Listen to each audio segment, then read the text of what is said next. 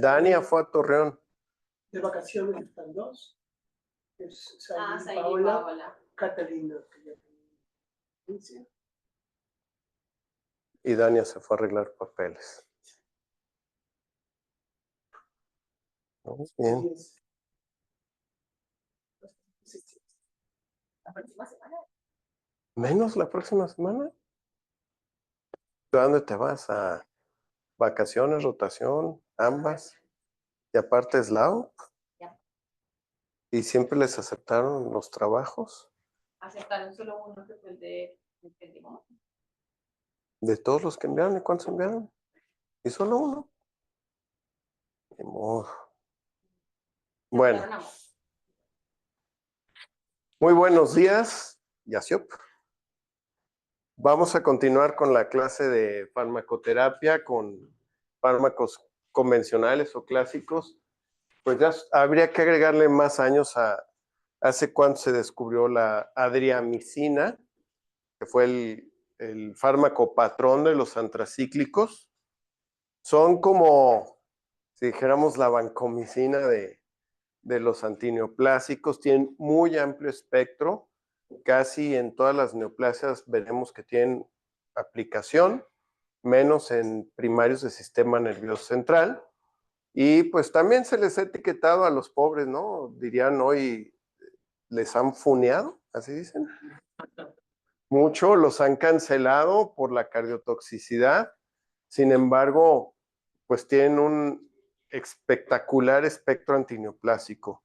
La epirubicina es el menos efectivo de la familia.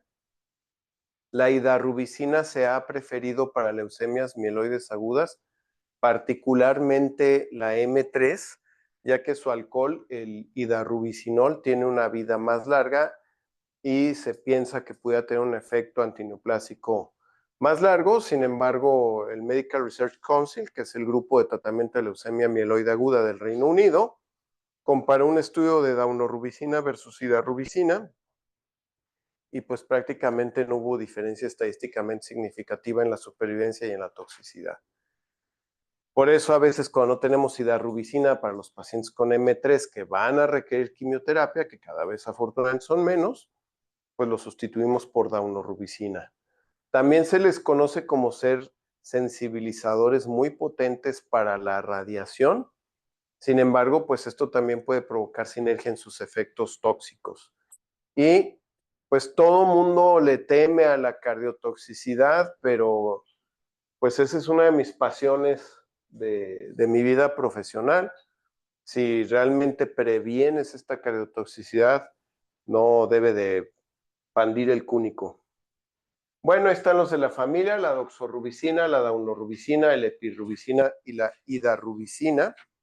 Tienen un anillo quinona, que esto le va a dar un potencial de reducción, o sea, va a ser capaz de ceder hidrógenos y también va a generar radicales libres. Entre sus otros mecanismos de acción es que activa varias vías de señalización de transcripción, va a generar radicales libres superóxido, va a estimular la apoptosis, inhibe a la DNA topoisomerasa 2. La DNA topoisomerasa 2 es responsable de hacer cortes en la doble cadena y luego volver a pegar para que haya estos superenrollamientos en la replicación. Y al inhibirla, pues ya no vuelve a haber estos, otra vez a pegarlos para ver el enrollamiento, y esto va a provocar ruptura del ADN. Si no se producen los cortes, pues no se puede destorcer la cadena y esto lo va a mandar a apoptosis. Va a bloquear a la helicasa, pues la helicasa pues es la que va a torcer en esa doble hélice al DNA y tiene un mecanismo de intercalación entre las bases.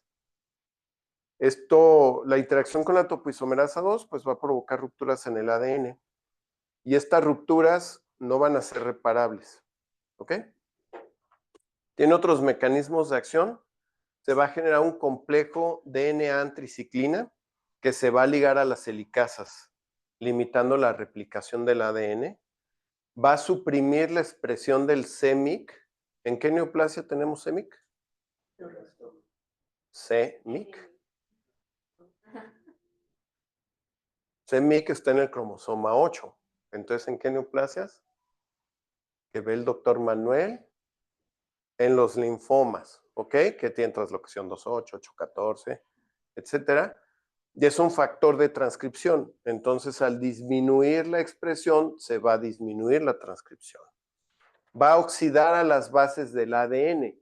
Y al estar oxidadas ya, la DNA polimerasa no las va a aceptar para incorporarlas a la cadena del ADN. Ya no sé cuántos mecanismos de acción llevamos. Pero teniendo tantos mecanismos de acción, pues eso lo hace tan potente. Tiene una interacción muy interesante con el hierro. Va a aumentar la biodisponibilidad del hierro libre. Y en lugares donde hay mucho hierro se forman complejos de hierro antraciclina. Esto va a hacer que se liguen al DNA y van a causar una destrucción oxidativa de las membranas. Entonces, no solo actúan adentro del núcleo, adentro del ADN, sino también van a dañar a las membranas. El desrazoxane va a prevenir esta peroxidación, ¿ok? De los lípidos inducida por los antracíclicos. Y por eso el desrazoxane previene la cardiotoxicidad, ¿ok? ¿Dónde tenemos más hierro? Pues en el músculo cardíaco.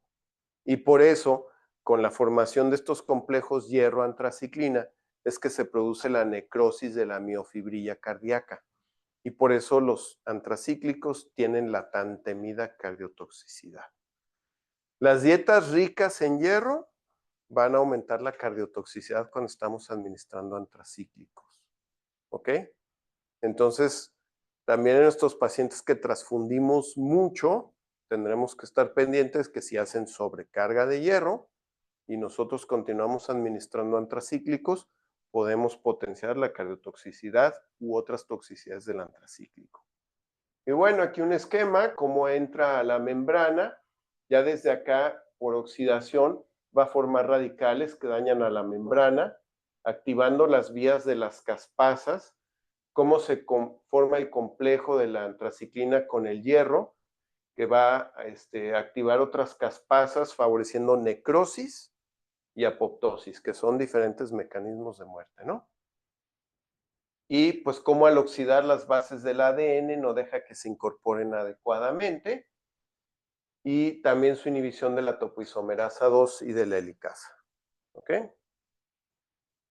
Bueno, tiene varias interacciones farmacológicas. Si la administramos junto con heparina, vamos a aumentar el aclaramiento de la doxorubicina. ¿Ok? Entonces pudiera ser menos efectiva.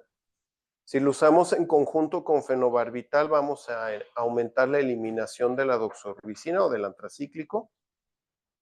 Si lo usamos en conjunto con morfina, disminuimos la eliminación de la doxorubicina, lo cual lo puede hacer más tóxico. ¿Y por qué me detengo un poco aquí? ¿Lo llegamos a usar en conjunto con morfina?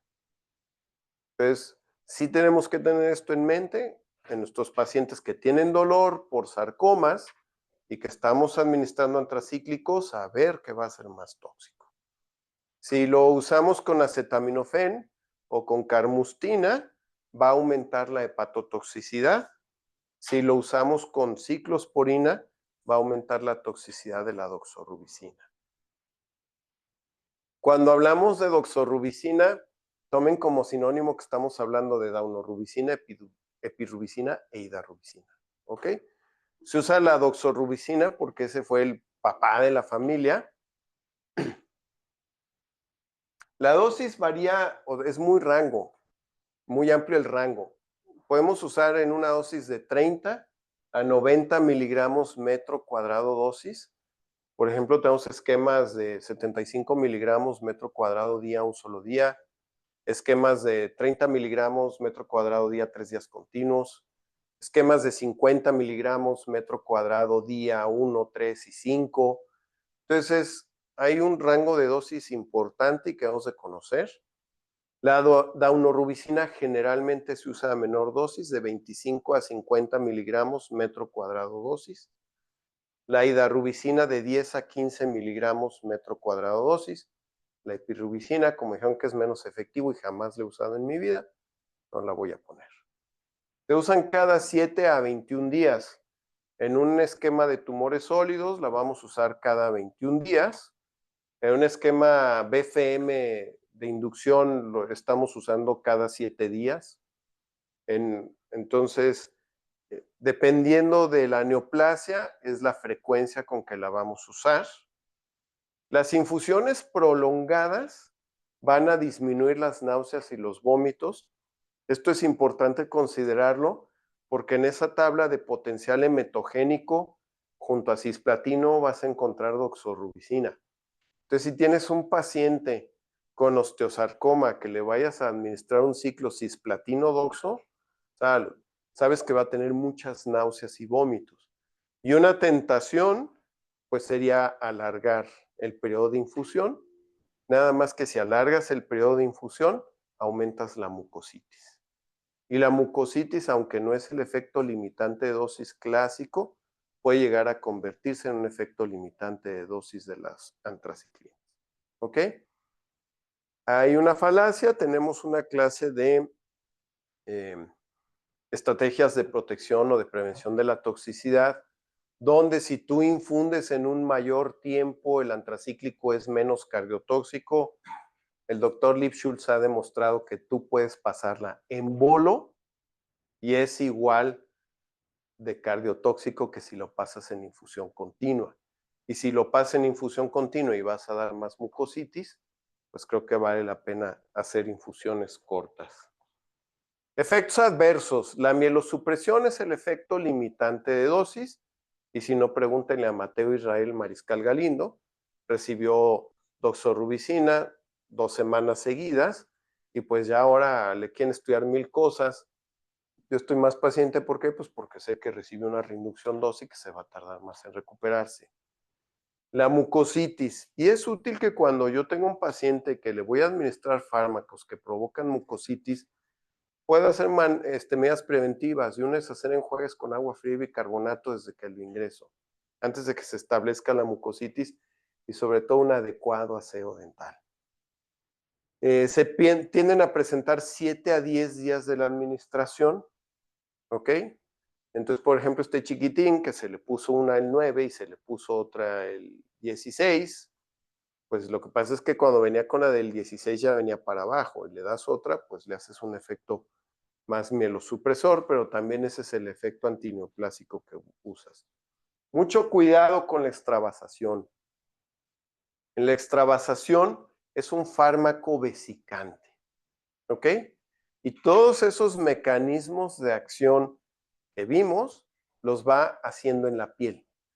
Y entonces al destruirse la célula, pues se va con la de al lado. Y entonces son pacientes que luego tienen que tener ulceraciones que van siendo progresivas. Algunos de ellos acaban con el cirujano plástico si no tenemos precaución. Vamos a ver cómo también el dexrazoxane es útil para tratar los casos de extravasación. Con Bruno vimos a Axel Lair, un muchacho de cabello chinito en vigilancia. Él fue víctima de una extravasación. Administrándole desrazoxane no presentó ningún daño local. Otro de los problemas de esta extravasación es que se crea un fenómeno de rellamada o un fenómeno de memoria, y entonces el sitio donde se extravasó, cuando tú vuelves a administrar antracíclicos, aunque los pongas por vía central, se va a enrojecer y va a doler. Y si eso además pasa sobre un área que está en el camino de una radioterapia, pues va a ser muchísimo más ese fenómeno de rellamada. Y vimos que es fabuloso para lesionar el ADN, pero esto no solamente lo hace en las células neoplásicas, también lo hace en las células normales. Y esto puede provocar segundas neoplasias. Y por ejemplo, en pacientes con retinoblastoma, hace muchos años usábamos antracíclicos. ¿Se usa hoy en los esquemas de retinoblastoma? ¿Y por qué no se usa?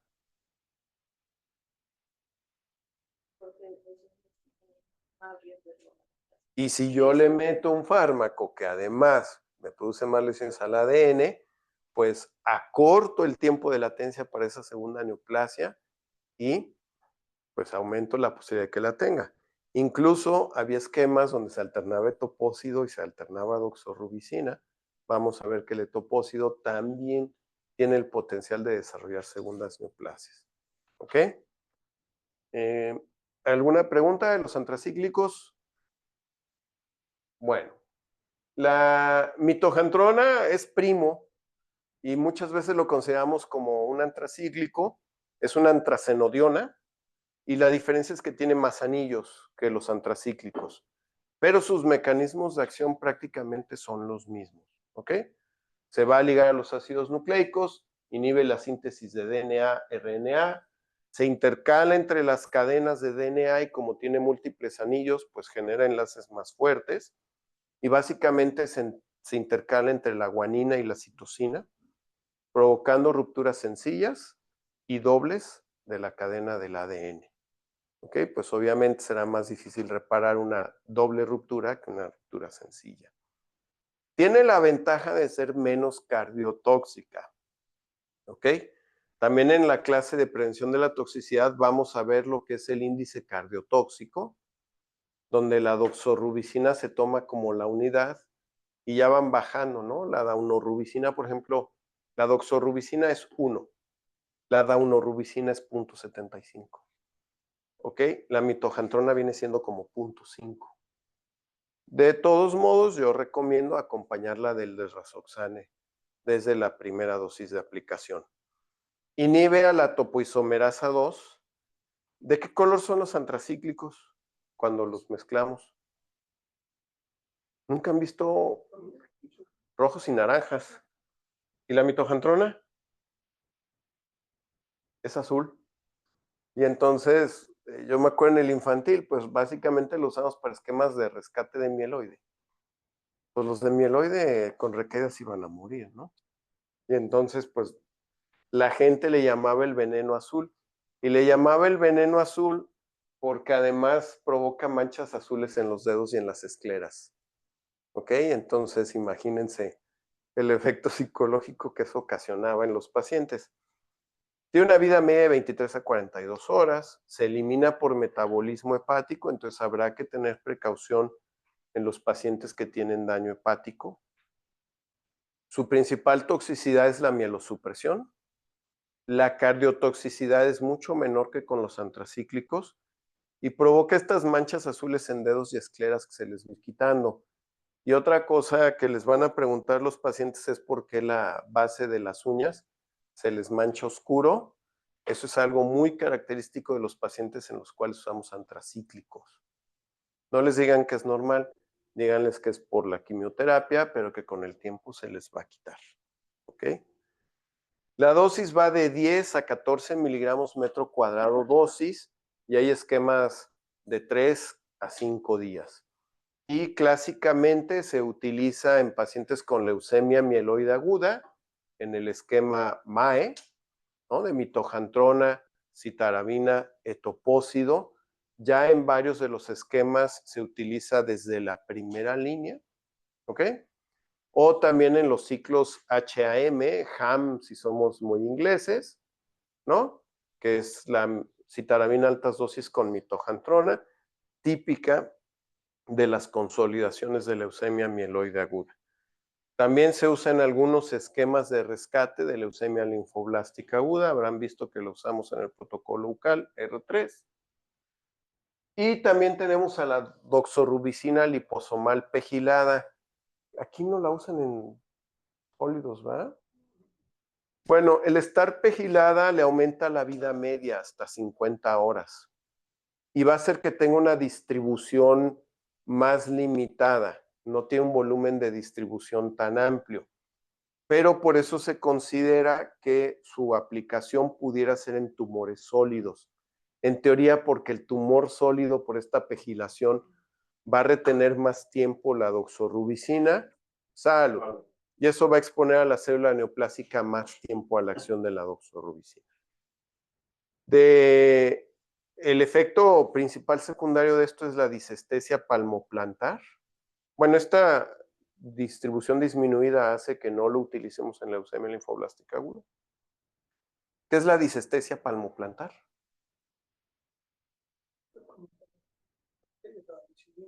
Sí, siento piquetitos, doctor, hormigueos en las palmas de las manos y en las plantas. Eso es muy característico. Y también hay daunorubicina liposomal. ¿Ok? Yo nunca he usado ninguno de estos dos fármacos. Antes se llamaba Doxopeg. Aquí en México la doxorubicina pegilada. En otros hospitales creo que sí la usan. Valentina, ¿qué está pasando aquí? La mandrágora. ¿Qué les pasaba con el grito de la mandrágora? Pues es que era para niños, ¿ok? En teoría, si ven la mandrágora, tiene como forma humana la raíz. Lo que se creía en la Edad Media es que la mandrágora nacía cuando ahorcaban a un hombre, y ya ven que al ahorcarlos se relajan los esfínteres, y cuando salía esperma, y ese esperma caía en la tierra, fertilizaba la tierra, y por eso la planta tenía forma humana la raíz. Y esta mandrágora le traía fortuna a quien la tuviera en su jardín. Obviamente no ibas a estrangular hombres en tu jardín y esperar que creciera la planta, pero cuando pasabas por un camino y veías una mandrágora, pues la querías arrancar y llevártela. Si la arrancabas y oías el chillido de la mandrágora, te ibas a morir. Entonces, el hombre tiene un mejor amigo, que es el perro. El perro, lamentablemente, no puede esperar lo mismo del hombre. Entonces, el hombre veía la mandrágora, iba por su perro, le amarraba al cuello, le escarbaba la mandrágora, le aflojaba la tierrita, amarraba la raíz de la mandrágora, se iba lejos, se tapaba los oídos, le chiflaba al perro, el perro venía, gritaba a la mandrágora, se moría el perro, y como esto solo le pasaba a la primera persona o al primer ser vivo que escuchaba el grito, pues ya el hombre se podía llevar la mandrágora a su jardín y plantarla y esperar fortuna. Y pudiéramos decir que en oncología somos muy afortunados de contar con la mandrágora, los fármacos derivados de la mandrágora, o sea, las epipodofilotoxinas, inhiben también al ADN topoisomerasa 2, entonces van a provocar estos rompimientos de doble cadena y van a impedir estos reenlazamientos de la doble cadena, ¿ok? Y entonces típicamente lesionan el ADN y tienen un enlace muy estable entre el ADN y la topoisomerasa 2, y la topoisomerasa 2 necesita estar libre para estar ejerciendo su corte en las cadenas y favorecer el desenrollamiento del ADN para que se pueda hacer la ejerción del ADN a polimerasa. Las dosis son muy variables también, dependiendo de la neoplasia, el esquema y la frecuencia. Tenemos dosis de 60 a 120 miligramos metro cuadrado dosis, de 3 a 5 días continuos. 300 miligramos metro cuadrado día cada 5 a 7 días. El final de la inducción del total 13, así era, ¿ok? Pero se vio que este uso tenía un gran potencial para segundas neoplasias. Típicamente se ha escrito que el potencial de segunda neoplasia depende de la dosis acumulada del fármaco. Sin embargo, el doctor Puy vio que incluso administrando estas 3 dosis que se dan al final de la inducción, pudieran ser responsables de la leucemogénesis de las inhibidores de la topoisomerasa 2, y entonces por eso ya desapareció. Y en total 15 solo lo encontramos en los pacientes malos respondedores en la fase de reintensificación. 2.400 miligramos metro cuadrado en regímenes de condicionamiento para trasplante de, bueno, dice de médula ósea, pero de progenitores hematopoyéticos, o en estos esquemas de quimioterapia metronómica por vía oral, 50 miligramos metro cuadrado día, en una administración continua de 21 días. La dilución para administración intravenosa es recomendable que no sea superior a 0.4 miligramos por metro, porque si la diluyes así y tu infusión va a ser prolongada, tienes el riesgo de que se precipite. ¿De acuerdo? Entonces, cuando pasan a la clínica de leucemias y que ven en los pacientes del protocolo POC, usamos el etopósido, de entrada les digo, dilúyelo al doble.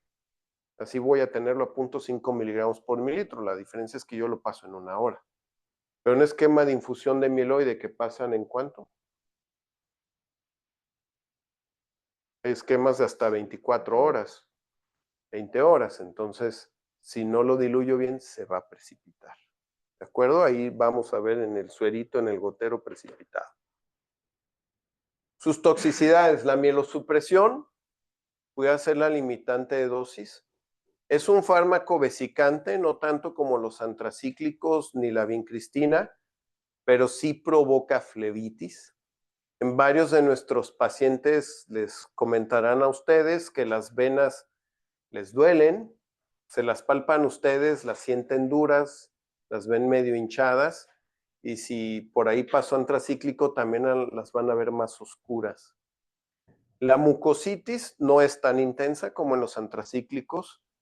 Puede haber alergia, a diferencia de la asparaginasa, esta alergia no es limitante de dosis porque no es propiamente una alergia hacia el etopósido, sino es una alergia hacia el vehículo, ¿ok? Esto lo podemos disminuir reduciendo la velocidad de infusión. El paciente típicamente puede presentar datos de broncoespasmo. Cuando a mí me dicen en el hospital de día que un paciente está presentando alergia al etopósido, voy a suspender en ese momento, atiendo a la reacción alérgica y puedo reanudar la administración a goteo más lento.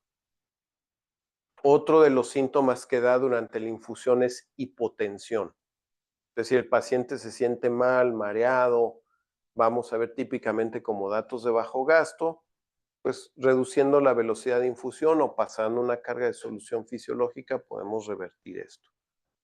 Náuseas, vómitos, alopecia, pues son prácticamente de cualquier fármaco y el miedo que nos da en pacientes de leucemia linfoblástica aguda son las leucemias mieloides secundarias. Y típicamente cuando tú administras etopósido y después tienes un paciente con leucemia mieloide secundaria, vas a tener lesiones de MLL, KMT2A. ¿Ok? Si tú administraste ciclofosfamida y después tienes leucemia mieloide secundaria, típicamente va a debutar con monosomía 5 y monosomía 7. De esa manera, a través de la genética, puedes ubicar cuál fue el fármaco responsable de la leucemia secundaria. ¿Ok? No que se lo platiquen a sus amigos abogados. Bueno, aquí es una reflexión personal. Yo pienso que el factor más importante en tener una segunda neoplasia es la genética del paciente. Tú puedes haber usado 900 miligramos metro cuadrado dosis total en un paciente de leucemia y 3 años después presentar un carcinoma de la base de la lengua, sin factores propios de carcinoma de base de la lengua. Y jamás se te va a olvidar. Entonces, de primera línea, por eso el etopósido ha salido de los esquemas de tratamiento de LLA. Hay otro en el grupo que es el tenipósido, que es el B. El etopósido lo conocemos como BP16, el tenipósido como BM26, ya no se fabrica. ¿Por qué? Porque ese tenía todavía un potencial mayor de segundas neoplasias que el etopósido y la actividad antineoplásica era más o menos similar. Sin embargo, pues vemos que el etopósido, por más que quiera, no lo podemos sacar de los esquemas porque prácticamente es activo contra todas las neoplasias. Yo tengo mi duda del valor que pudiera tener el etopósido en el osteosarcoma, pero pues yo no soy ninguna autoridad en ello, ¿ok? Y típicamente en el protocolo AES. Protocolo AES que prácticamente metemos todo ahí al rescate, ¿no? Menos leucemias linfoides y mieloides. Pero creo que alguna vez en la vida caímos en la tentación de usarlo para eso. Si hay una topoisomerasa 2, pues uno presume que tiene que haber una topoisomerasa 1. ¿Ok? Entonces la topoisomerasa 1 corta solamente una cadena, la topoisomerasa 2 corta 2 cadenas. ¿Ok? Entonces, si yo tengo un inhibidor de topoisomerasa 1, no dejo que se haga este corte. Aquí esta flechita nos está mostrando que ese corte hay que hacerlo para desenredar la doble cadena. O sea, es como para descomprimir y darle espacio al ADN para que se desenrolle. ¿Ok? Y esto va a provocar que se vaya a la muerte celular. Tenemos dos fármacos en esta familia, que es el Topotecan. Topotecan, que tiene una dosis intravenosa de 1.4 a 4.5 miligramos metro cuadrado. Se utiliza cada 5 días, por 5 días, cada 3 semanas. El problema es que es un fármaco que no es muy estable una vez que lo diluyes. Es un fármaco relativamente caro, a veces por la escasez. Y entonces, aunque con una ámpula te pudiera alcanzar para todo el ciclo, tienes que usar más de una ámpula porque no es estable. Y también es algo inestable con la luz. Y una vez que lo diluyes, debes de mantenerlo refrigerado. No sé si hay aquí algún esquema que use Topotecan. Hubo un tiempo que el doctor Carlos Leal del INP los quiso usar en retinoblastoma de rescate. Sí, la doctora sí lo usaba como... Y él incluso un tiempo quiso usarlos en pacientes de alto riesgo de retinoblastoma en primera línea. No sé cuál fue el resultado de su estudio. El irinotecan probablemente es con el que más estén familiarizados. Se puede utilizar 50 miligramos metro cuadrado por 5 días, cada 3 semanas. O hay un esquema que lo van a encontrar como irinotecan protractado, ¿sí? Y este es un esquema de 10 días de duración, donde damos 20 miligramos metro cuadrado día por 5 días, descansa 2 días y se vuelve a dar por 5 días. ¿Ok? Esto se ha usado en esquemas de rescate, de patoblastoma, de rabdomiosarcoma, básicamente. Hay un estudio, ¿sí ubican qué es una ventana terapéutica? Creo que lo tocamos en una de las primeras clases. Cuando hablamos de la ventana de esteroide. ¿No lo tocamos? ¿Para qué sirven las ventanas? Para dejar entrar la luz. ¿Y para qué quieres que entre la luz? Por sensibilizar. A ver, la doctora Alicia, ¿por qué me envidia a mí? Tengo ventana. ¿Y qué puedo hacer a través de esa ventana? Ver. Bueno, las ventanas terapéuticas son para ver el efecto de un fármaco, digamos, no in vitro, sino in vivo. ¿Ok? Entonces, cuando yo administro una ventana de prednisona, yo quiero ver qué tantas células mato de leucemia con el esteroide.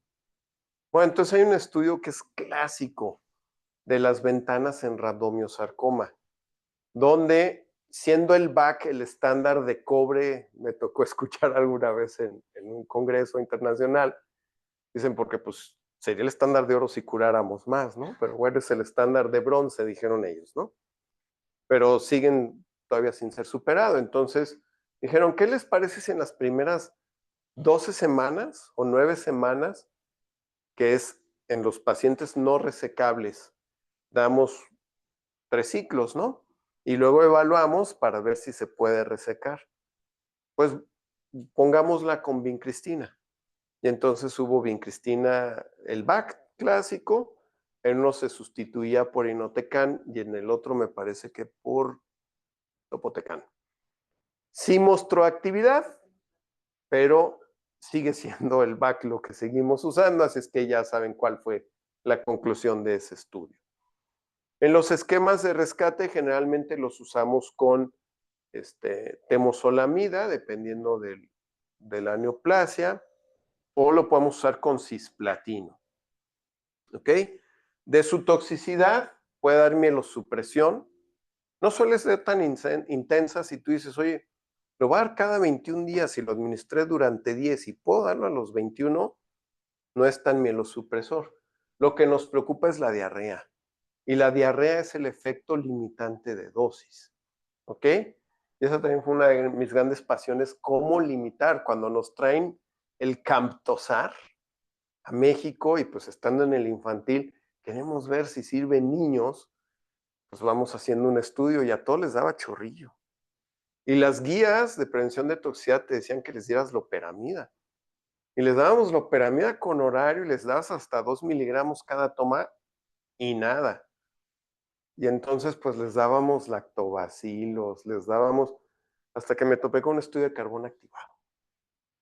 Y bueno, el carbón activado hoy es algo que se puede usar para prevenir la diarrea inducida por inotecan, no reduce la actividad antineoplásica, ya lo veremos en la clase de prevención de toxicidad, y te permite entonces darle la dosis completa, porque pues les daba tanto chorrillo que no le podíamos dar el esquema completo al niño, y era un niño que lo estábamos usando como protocolo de rescate, pues imagínense cómo le iba a ir. Puede dar mucositis, el topotecan además suele dar un rash cutáneo y puede dar toxicidad hepática. Por eso verán que usamos más el irinotecan. Las interacciones del topotecan con cisplatino, ciclofosfamida y carboplatino se aumenta la mielosupresión. El irinotecan disminuye su actividad un 50% cuando lo damos en conjunto con carbamazepina. Me comí una O. El ketoconazol disminuye el área bajo la curva un 87%, ¿ok? Y aumenta el SN38. ¿Y qué es el SN38? Es el metabolito responsable de la diarrea. Entonces disminuyes el área bajo la curva, aumentas el metabolito responsable de la diarrea en un 100%. Entonces, si lo das con ketoconazol, le va a dar un chorro que a lo mejor no puedes pararlo. Si lo hace en conjunto con rifampicina, alguien diría, ay doctor, pues ¿cuándo va a pasar eso?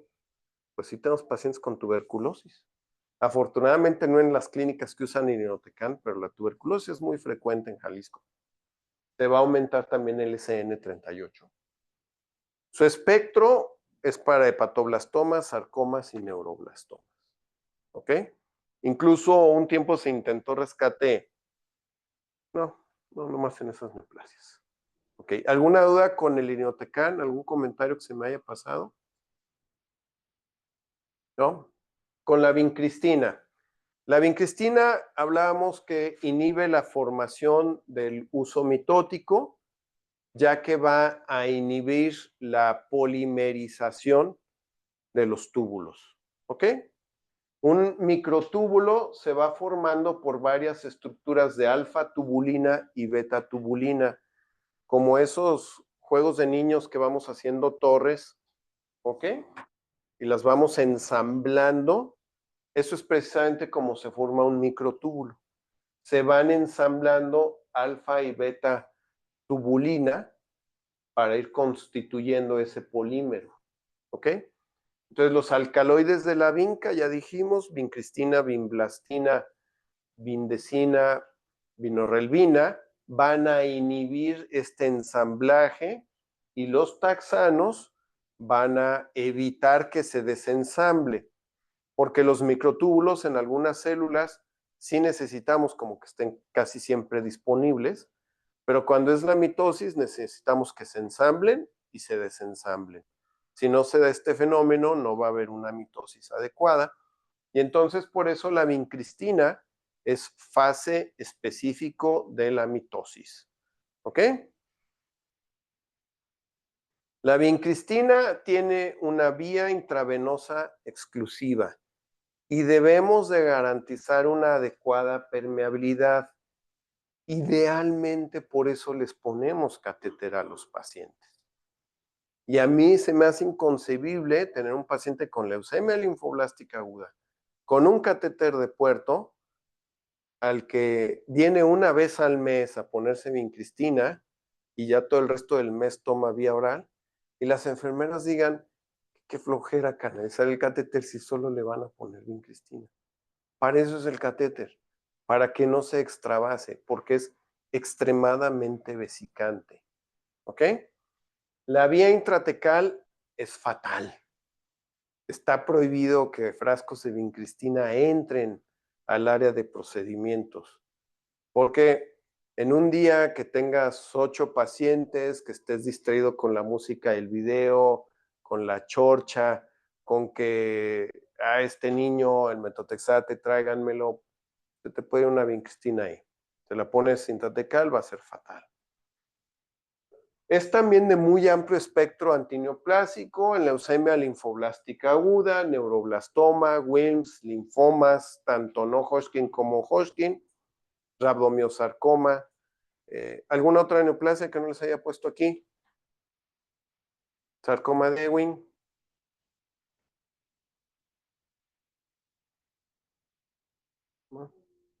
Osteosarcomas es un tiempo, pero pues se mostró que no tenía ninguna efectividad.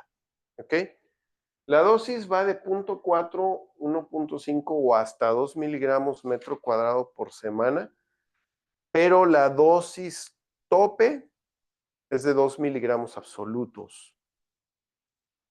En esquemas de leucemia linfoblástica aguda, cuando es semanal, la usamos 1.5 miligramos metro cuadrado dosis, y prácticamente en todas las neoplasias que lo utilizamos es así. En el mantenimiento mensual llegamos a subir la dosis hasta 2 miligramos metro cuadrado dosis. No olvidar que el tope son 2 miligramos totales. Entonces, si yo tengo un chavo de 1.68, pues me quedo en 2 miligramos. ¿Ok? Las interacciones. Va a disminuir el metabolismo de la fenitoína. Va a aumentar el ingreso de metotrexate a las células.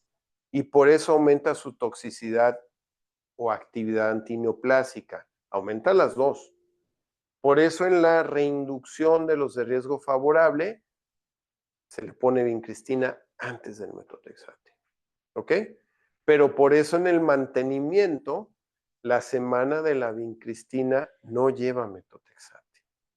Y algunas mamás que no nos leen las indicaciones, se siguen dándole metotrexate. La mamá de Luz María Enríquez nos hace neutropenias con bastante frecuencia esa chica. Una de las ocasiones fue porque le estaba dando el metotrexate también la semana de la vincristina. Y aparte se lo daba 4 semanas en lugar de 3 del esquema. Pero bueno, esa es la razón por la cual va en la reinducción. ¿Ok? Aumenta la neurotoxicidad con cisplatino, tanto la periférica como la central. Y en los esquemas VIP que tenían vincristina y fosfamida platino, pues la posibilidad de crisis convulsivas era más alto. Va a aumentar también la neurotoxicidad si lo hace en conjunto con L-asparaginasa porque disminuye el metabolismo hepático de la vincristina, aumentando su vida media. Igual que si lo haces con paclitaxel y curiosamente con filgastrin. ¿Ok? Y esto es por interacción farmacológica más por esa interacción en el ciclo celular. Y va a disminuir la biodisponibilidad de digoxina. No sé si aquí monitorizamos con niveles de digoxina en el hospital a los pacientes que usan. Bueno, es algo que tenemos que tomar en cuenta. ¿De acuerdo? La toxicidad, la neuropatía. De la neuropatía, pues tenemos que hablar mucho de la neuropatía, ¿ok? Se dice que la neuropatía empieza a hacerse evidente en el paciente cuando tú rebasas 3 miligramos de dosis total aplicada de vincristina. Entonces, en un paciente que tenga una superficie corporal de 1, para la tercera semana de inducción a la remisión, ya rebasaste esa dosis que te dicen va a ser neurotóxica. La neurotoxicidad suele presentarse de 5 a 7 días después de la administración de la vincristina. Hay mamás que nos dicen, es que en cuanto se la ponen, bueno, si estoy en esquema semanal, pues a lo mejor la segunda coincide con los 7 días que venían. ¿De acuerdo? Esta neuropatía, ya dijimos, se incrementa con el uso conjunto con asparaginasa y por eso en la inducción a remisión podemos tener neurotoxicidad importante. Tiene varias maneras de manifestarse y que hay que diferenciar de los esteroides. ¿Ok? En los pacientes que damos vincristina dexa en los mantenimientos, no solamente la familia, a veces muchos médicos tienden a confundir la miopatía del esteroide con la neuropatía de la vincristina. Un dato patognomónico de la neuropatía por vincristina es el dolor mandibular. ¿Ok? No es muy frecuente, pero si les duele la mandíbula, claro que no traigan todas las caries que luego traen nuestros pacientes, pues si les duele la mandíbula, la vincristina es el que lo está ocasionando.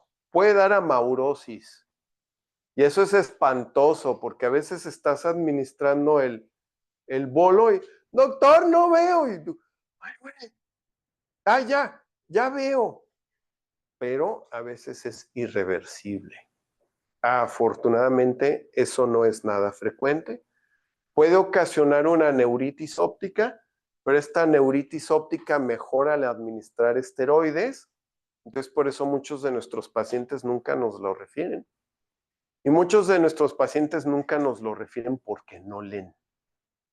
Los pacientes que sí leen, adolescentes, oiga, doctor, es que ahora veo más borroso cuando leo.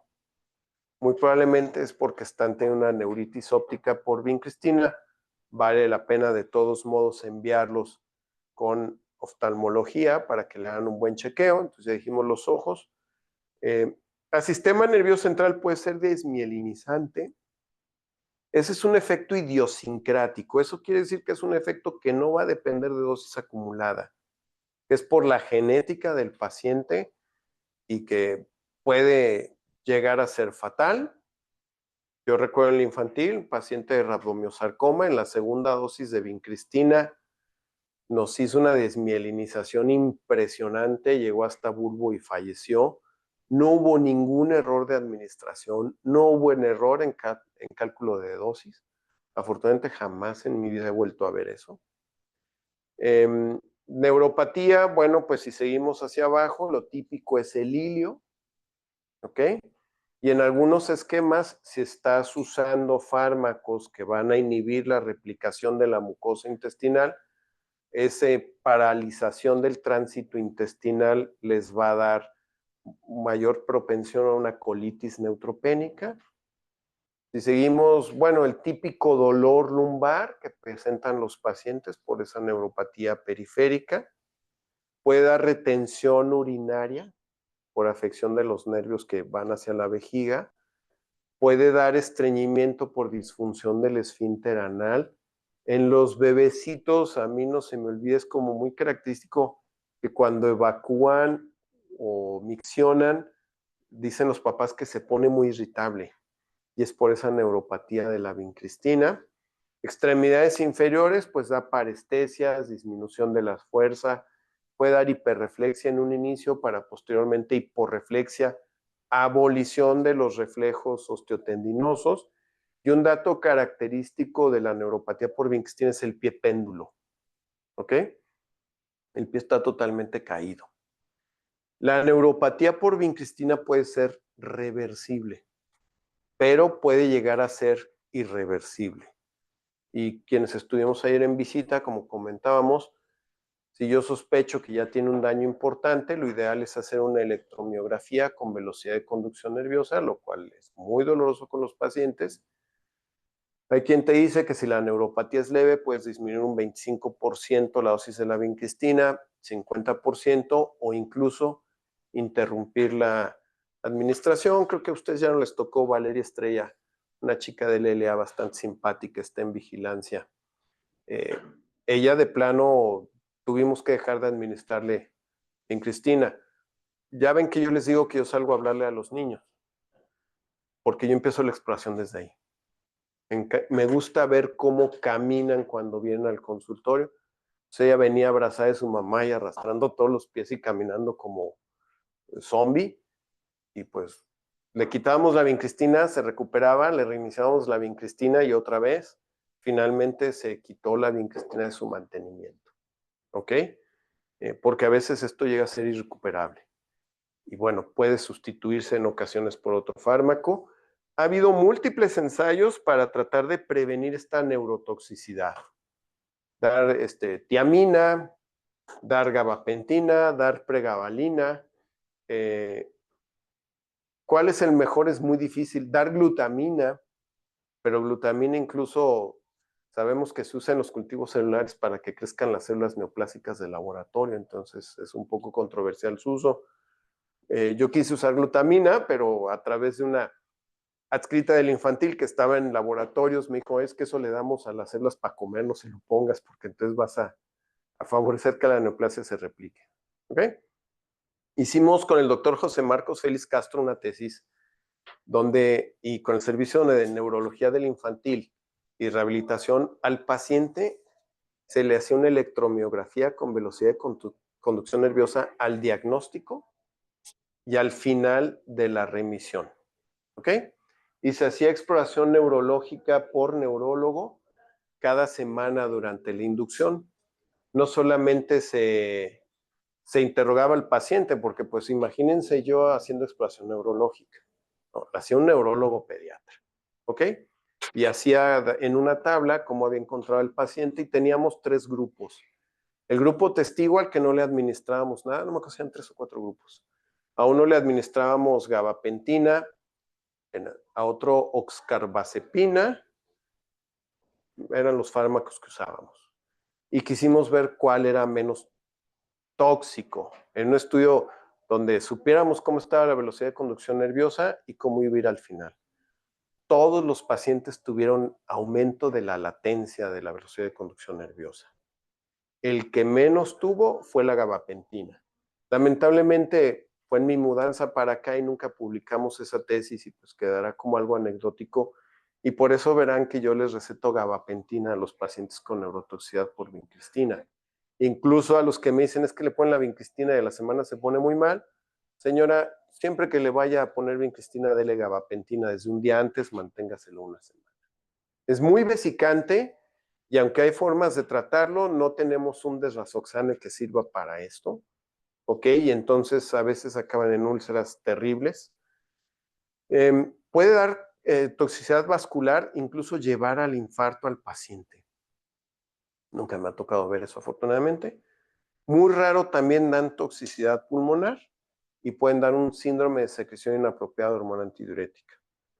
Y de manera idiosincrática pueden dar crisis convulsivas en pacientes con infusiones prolongadas de vincristina, pero prácticamente nadie hace eso, aunque enfermería no entienda que bolo es así, no 30 minutos, pero bueno, y mucho cuidado, es muy vesicante. Y aunque usemos la mariposita, si el paciente se empieza a quejar mientras se la administro, en ese momento hay que parar la administración, porque si se sale, va a ser terrible. Y con esto concluimos nuestra clase de fármacos tradicionales. ¿Alguna pregunta? Ya no hablé de vimblastina, la gran diferencia entre vimblastina y vincristina. La vimblastina no es tan neuropático, pero a diferencia de la vincristina, sí es mielosupresor.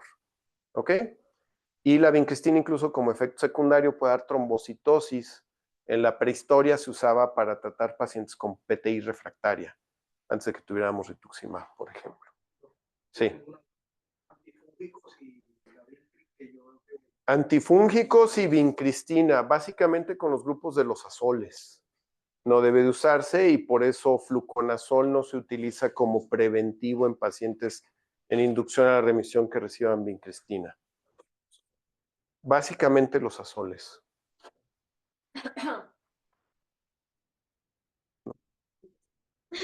Pensé que ibas a intervenir de una manera espectacular y que por eso te aclarabas la garganta.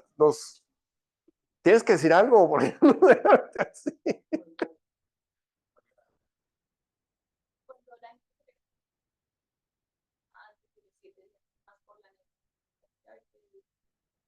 ¿A quién le da vincristina antes de los 7 días? Ha pasado como que le pusieron el jueves y entonces, entonces por alguna cosa dicen, el martes.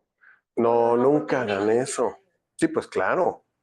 Le vas a dar una neurotoxicidad sumatoria impresionante y por eso tenemos que conocer las pautas de administración de acuerdo a las vidas medias. Vas a conseguir un se van a sobrelapar o traslapar tus vidas medias y entonces vas a tener niveles de vincristina más altos y va a ser más tóxico. Es que nos pasó alguna vez en la consulta que alguien, no, pero no se puede. ¿no? Entonces sí hay que ser como bien rigoristas en eso. De todas las características que te dije de la neuropatía, pero en lo que leía respecto al estimulante de colonias, lo menciona como una neuropatía pero atípica, o es el concepto primero como tal, o es diferente a la neuropatía. Ok. Si bien la neuropatía de la vincristina tiene como un muy amplio espectro, de repente decir neuropatía atípica, ¿a qué se va a referir? Pues quizás más acentuada o quizás en regiones donde típicamente no se presenta la neuropatía por vincristina, ¿no? Como más en parches. ¿Ok? Y también menciona que las paraginasas de hecho motiva depresión, pero se puede o recomiendan que sí se podría utilizar si son 12 horas hacia las paraginasas. Sí, nosotros a veces por cuestiones sociales, pues la juntamos en un día alguna dosis, pero idealmente debes de dejar 12 horas de separación entre la administración para evitar aumentar la vida media y aumentar la toxicidad. ¿Alguna otra pregunta? Bueno, la dilución de la vincristina, 0.1 miligramos por mililitro. Anteriormente la vincristina, el famosísimo Oncovin que ya no existe, que hacía Eli Lilly, tú traías tu polvo y traías tu frasco de diluyente, que no es solución fisiológica el ideal, y tu frasco era 1 miligramo y tu diluyente eran 10 miligramos. Entonces, si tú ibas a poner 0.8, pues ponías, 10 mililitros. Si tenías 0.8, ibas a poner 8 mililitros. ¿Ok? A mí me parece que es muy fácil de recordar. No todo hay que diluirlo en 20. ¿De acuerdo? Y en vincristina, pues va 0.1 miligramos por mililitro. La vinblastina tiene otro rango de dosis y hay que tener muchísimo cuidado. Sí me tocó ver, bueno, no ver, conocer en la historia del infantil de México una enfermera con problemas legales porque en lugar de vinblastina agarró vincristina y le pusieron 6 miligramos de vincristina a un paciente, ¿no? Entonces hay que fijarnos muy bien en qué fármaco estamos prescribiendo. Bueno, pues dijimos que si acabamos, recuérdenme cuántas clases me quedan, ¿eh? ¿Qué día acabamos?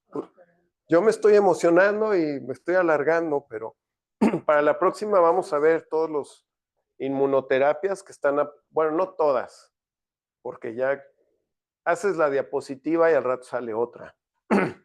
Pero las principales inmunoterapias aprobadas por la FDA para el tratamiento antineoplásico en niños. ¿Ok? Y afortunadamente no estamos dando de adultos porque de adultos hay cada vez más. ¿Ok? Pues muchísimas gracias. Que tengan un excelente martes. Gracias. Bueno, faltan de mencionar muchas cosas, pero ahí hay